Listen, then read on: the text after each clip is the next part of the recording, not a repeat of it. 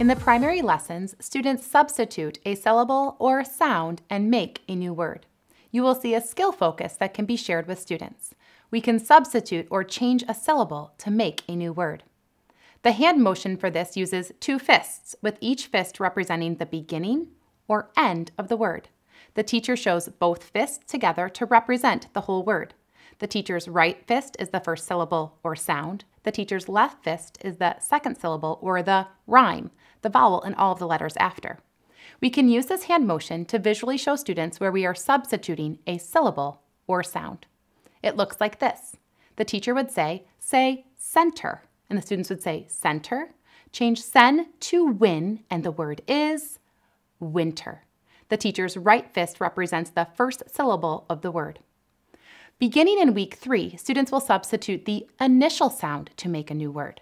The skill focus is we can substitute or change the first sound to make a new word. The same hand motion can be used with the teacher's right fist representing the initial phoneme of the word.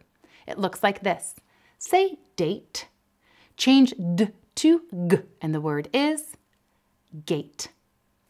When substituting the final sound, we can use this hand motion again, but now the teacher is changing the left fist to show the final sound. It looks like this. Say need. Change d to t, and the word is neat. When substituting the vowel sound within a word, there is not a hand motion included. Within the primary lessons, you will see this hand motion become optional and is eventually removed altogether.